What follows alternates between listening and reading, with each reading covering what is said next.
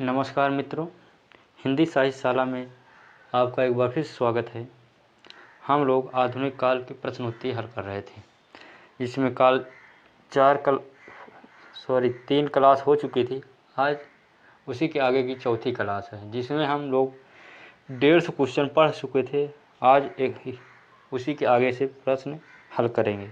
तो आइए देर न करते हुए शुरू करते हैं। आज की पहला प्रश्न क्या है देखते हैं।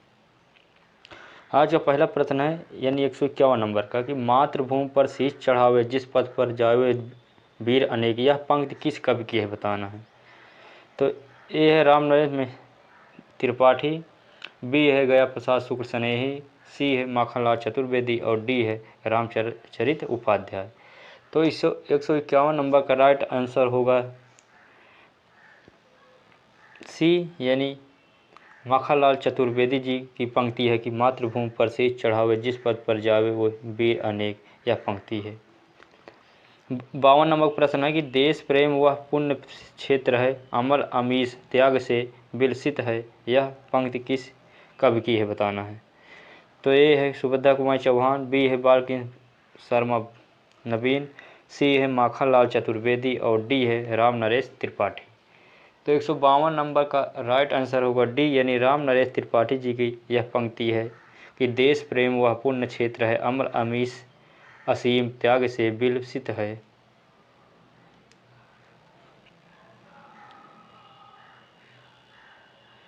क्वेश्चन नंबर 153 है कि हाइकू कविता में किसकी पंक्ति कितनी पंक्तियाँ होती हैं, यानी हाइकू कविता जो होती है उसमें कितनी पंक्तियाँ होती बताना है। यह यूजीसी ने 2014 में पूछा गया था। तो ए है 3, बी है 5, सी है 7 और डी है 9। तो हाइकू एक कविता का रूप है, यानी इसमें पंक्तियाँ कितनी होती हैं। तो 153 नंबर का राइट आंसर ए हो, यानी 3 पंक्तियाँ होती हैं हाइकू कविता में।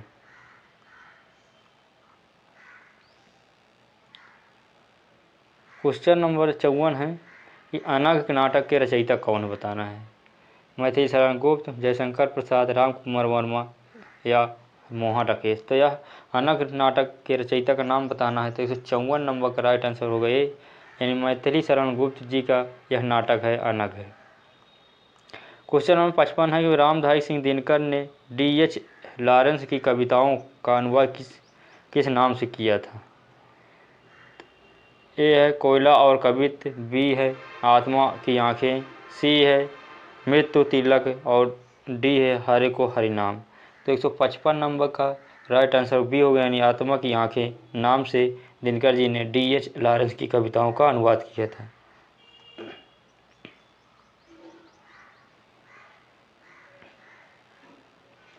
क्वेश्चन नंबर 56 है, इनमें से कौन सा पात्र उर्वशी का नहीं है।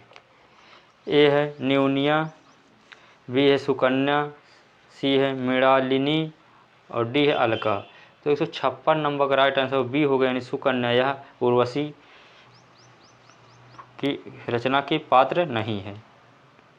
57 नंबर प्रश्न है कि त्रिशूल इनमें से किस कवि का नाम था, यानी त्रिशूल नाम से उपनाम से किसका था बताना है। ए है रामचरित उपाध्याय, बी है नाथूराम शर्मा, सी है राम नरेश त्रिपाठी और डी है गया प्रसाद शुक्ल स्नेही। तो 57 नंबर का राइट आंसर डी होगा, यानी गया प्रसाद शुक्ल स्नेही जी का उपनाम त्रिशूल था, यानी डी ऑप्शन सही होगा। आगे का प्रश्न है 58 नंबर का कि कौन सी कृति सबसे पहले लिखी गई थी। तो कौन सी कृति पहले लिखी गई थी बताना है।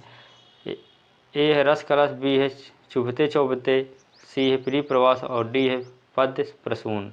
तो 158 नंबर का राइट आंसर होगा सी, यानी प्रिय प्रवास यह कृति सबसे पहले लिखी गई थी।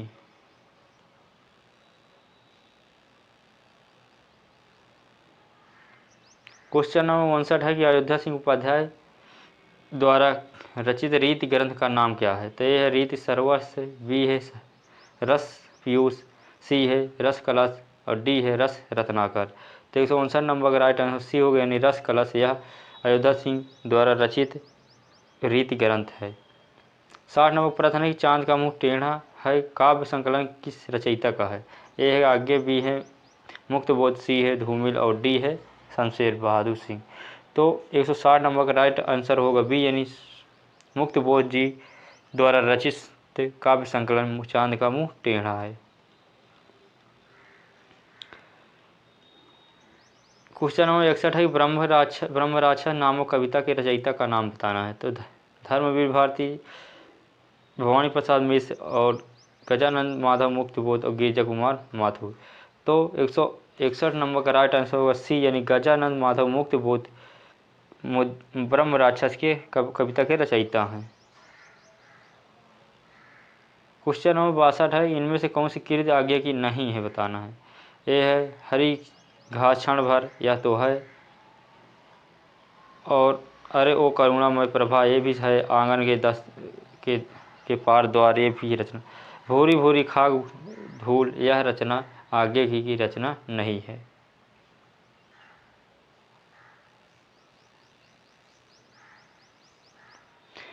यहाँ पर तीसरा नंबर प्रश्न क्वेश्चन है कि मिलान करना है सूची। तो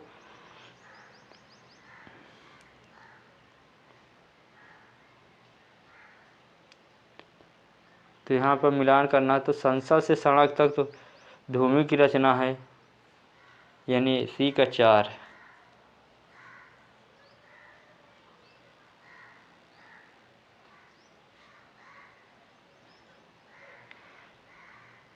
समुद्र मुद्रा यह आगे जी की रचना है। नाश और निर्माण यह गिरिजा कुमार माथुर की है। और संसद से सड़क तक धूमि की रचना है। और कर्णप्रिय धर्मवीर भारती की रचना है। तो इसमें सही ऑप्शन होगा सी, यानी सी ऑप्शन सही होगा।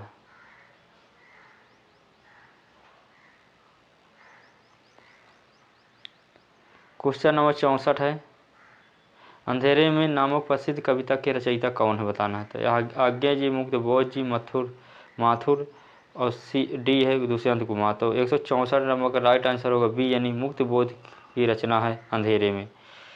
क्वेश्चन नंबर 65 है, हिंदी का प्रतिनिधि गजलकार किस कवि को माना जाता है।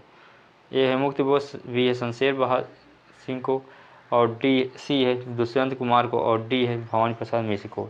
तो गजलकार के नाम से प्रसिद्ध हैं दुष्यंत कुमार जी, यानी राइट आंसर सी होगा। क्वेश्चन नंबर 66 है, शिला पंख चमकीले किस कवि की रचना है। तो ये आगे भी है सर्वेश्वर, सी है गिरिजा कुमार माथुर, और डी है शमशेर। तो 166 नंबर का राइट आंसर होगा बी, यानी सर्वेश्वर दयाल सक्सेना या शिला पंख चमकीले के रचनाकार हैं। 67 नंबर का प्रश्न है, इनमें से कौन सी कृति धर्मवीर भारती की नहीं है बताना है। यह 7 गीत वर्ष, अंधा युग, असाध वीणा और कर्ण प्रिया। तो 167 नंबर का राइट आंसर होगा सी, यानी सी ऑप्शन धर्मवीर भारती की रचना नहीं, यह असाध वीणा यह आज्ञा जी द्वारा रचित रचना है। 68 नंबर प्रश्न है कि कुआनो नदी किस कवि की रचना है। ए है सर्वेश्वर, बी है भारती, सी आगे और डी है शमशेर। तो 168 नंबर का राइट आंसर ए होगा, यानी सर्वेश्वर दयाल सक्सेना या कुआनो नदी के रचनाकार है। 79 नंबर का प्रश्न है, 69 नंबर का, संशय की एक रात का कथानक किससे संबंधित है। ए है कृष्ण कथा पर, बी है महाभारत पर, सी है राम कथा पर, और डी है इनमें से कोई नहीं।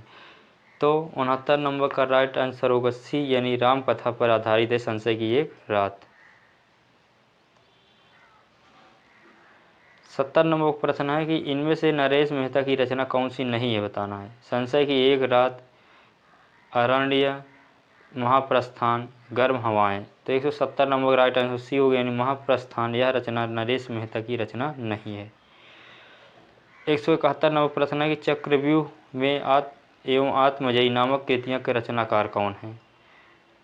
तो ए है भवानी प्रसाद मिश्र, बी है कुंवर नारायण, सी है सर्वेश्वर दयाल सक्सेना, और डी है शमशेर बहादुर सिंह। तो 171 नंबर का राइट आंसर बी हो गया, यानी कुंवर नारायण की रचना है चक्रव्यूह एवं आत्मजयी।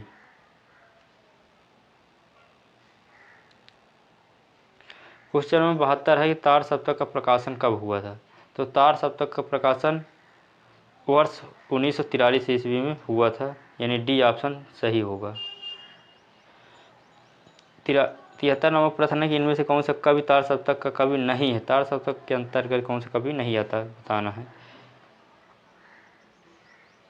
तो भरत भूषण अग्रवाल जी आते हैं, नेमीचंद जैन जी आते हैं, रामविलास शर्मा जी आते हैं, पर केदारनाथ सिंह यह तार सप्तक के कवि नहीं है, यानी 173 का 20 ऑप्शन सही होगा।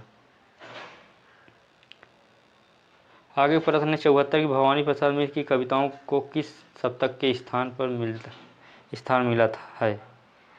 तो ये है तार सप्तक, बी है दूसरा सप्तक, सी है तीसरा और डी है चौथा। तो 74 का बी ऑप्शन यानी दूसरा सप्तक के कवि भवानी प्रसाद मिश्र, इनकी रचनाओं को भी इसी सप्तक के दूसरे सप्तक के अंतर्गत रखा गया है।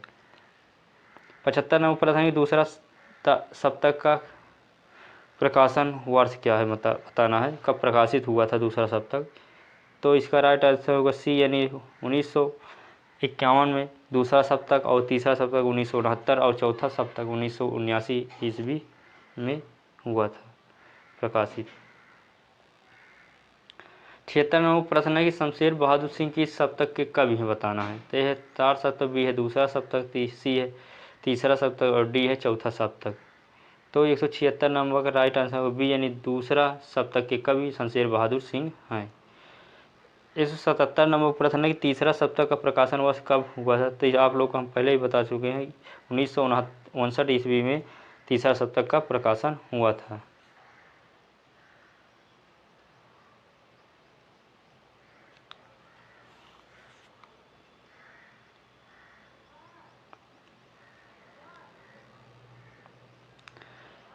अठहत्तर नंबर प्रश्न है कि प्रतीक पत्रिका के संपादक कौन थे। तो यह आगे बी है जगदीश गुप्त, सी है धर्म भारती और डी है मनोहर श्याम जोशी। तो 78 नंबर का राइट आंसर ए होगा, यानी आज्ञा जी प्रतीक पत्रिका के संपादक थे।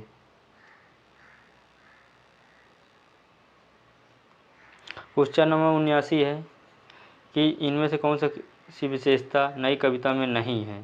यह है बौद्धिकता, बी है क्षणवादिता, सी है अतिशय वैयक्तिकता और डी है मार्क्सवादी दर्शन। तो इसका राइट आंसर होगा डी, यानी मार्क्सवादी दर्शन यह नई कविता में नहीं है। 80 नंबर का प्रश्न है कि कोसवत सिमटी रहे यह चाहती नारी, खोल दे लूटने का पुरुष अधिकारी। यह पंक्ति किस कवि की है। तो यह सर्वेश्वर दयाल सक्सेना, शमशेर बहादुर सिंह, आज्ञा जी और धर्मवीर भारती। तो 180 नंबर का राइट आंसर सी होगा, यानी आज्ञा जी द्वारा यह पंक्ति लिखी गई थी कि कोसवत सिमटी रहे यह चाहती नारी, खोल देने लूटने का पुरुष अधिकारी। 181 नंबर प्रश्न है कि आह मेरा श्वास है उत्पत्त, धमनियों में उमड़ आई है लहू की धार, तुम कहाँ से नारी। पंक्ति किस कवि की है बताना है। मुक्तिबोध, बी है दुष्यंत कुमार, सी है गिरजा कुमार माथुर और डी है आज्ञा जी। तो 181 नंबर का राइट आंसर डी हो गया, यानी आज्ञा जी द्वारा भी यह भी पंक्ति है। 82 नंबर प्रश्न है कि देवता अब इन प्रतीकों के कर गए हैं कूच, कभी वासन अधिक घिसने से मुलम्मा छूट जाता है। यह पंक्ति के मूल वक्तव्य क्या है बताना है, इसका अर्थ क्या है बताना। ए है पुराने शब्दों की अर्थवत्ता को खो गई है, बी है बर्तन की कलाई छूट गई है, सी है मूर्ति में देवता का निवास नहीं रहता, डी है इनमें से कोई नहीं। तो 182 नंबर का राइट आंसर ए होगा, यानी पुराने शब्दों की अर्थवत्ता खो गई है। इसका राइट आंसर ए होगा।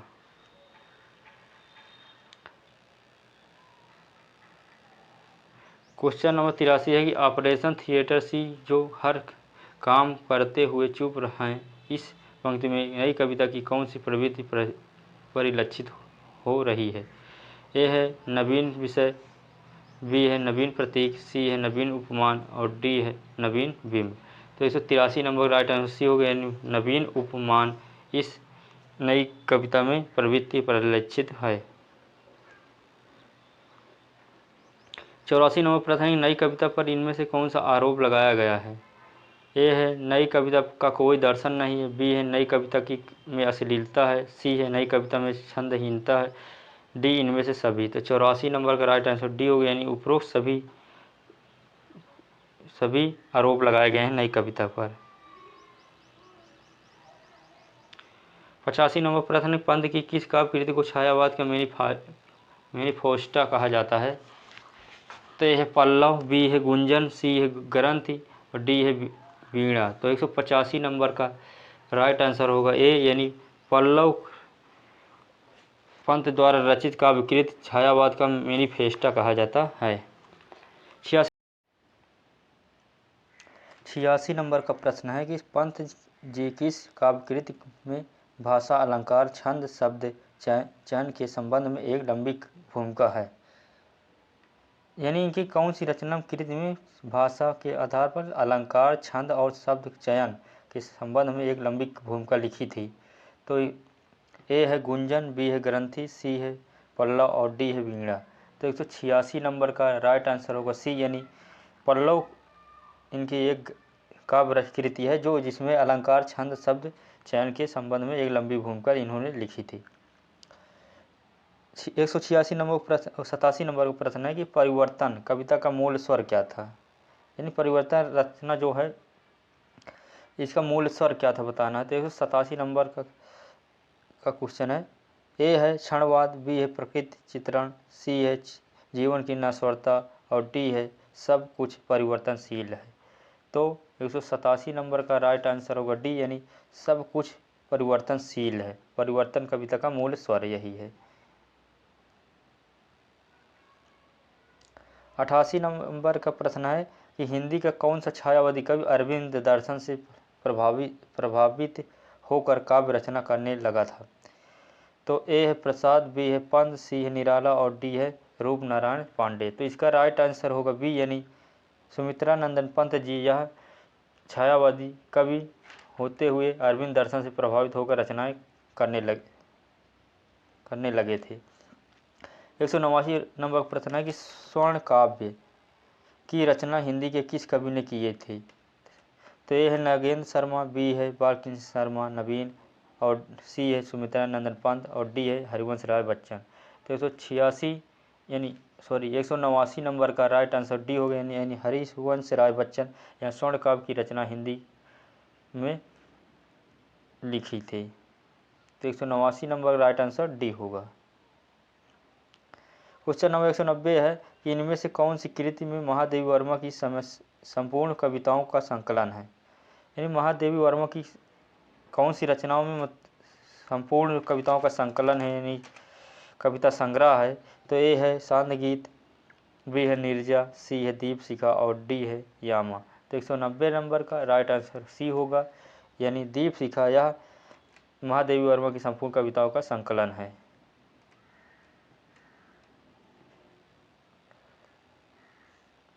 क्वेश्चन नंबर 191 कि गीत गुंज नामक काव्य संकलन किस कवि की रचना है? तो गीत गुंज बताना किस की रचना है बताना है। तो 191 नंबर का पंत प्रसाद निराला और आरसी प्रसाद सिंह।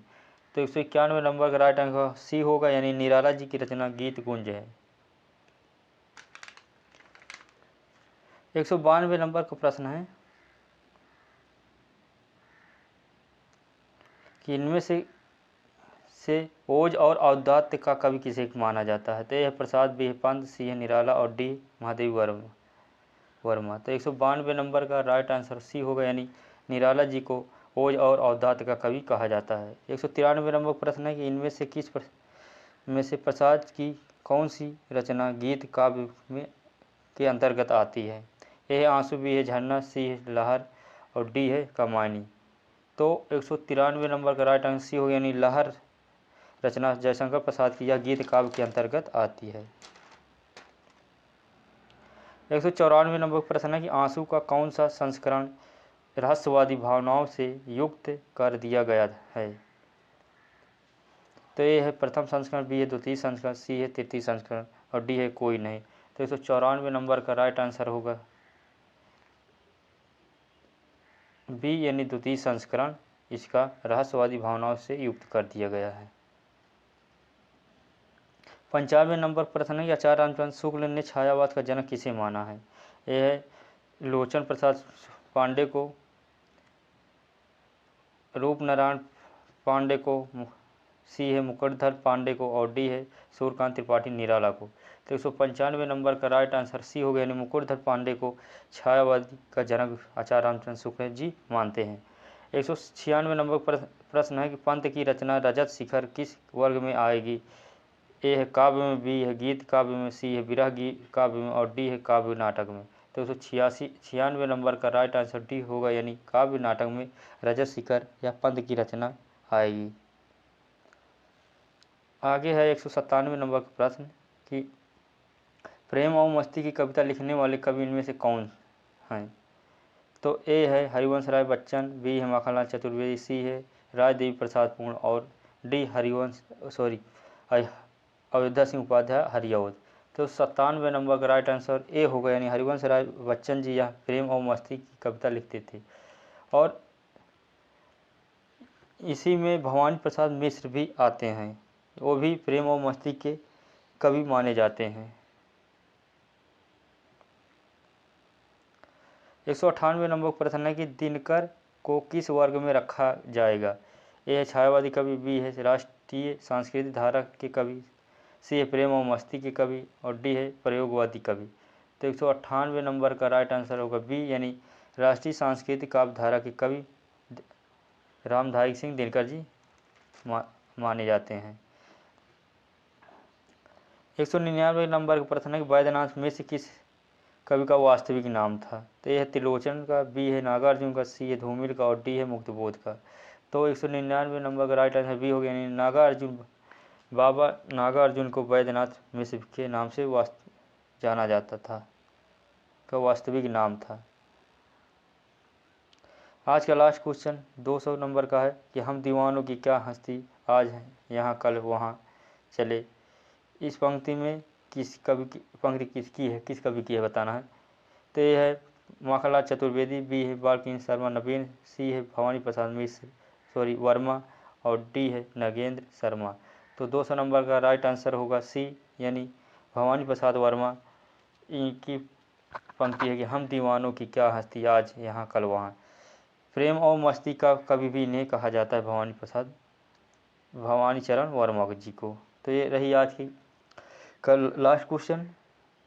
अब आज की क्लास यहीं पर समाप्त करते हैं, कल फिर मिलते हैं, तब तक के लिए नमस्कार, जय हिंद।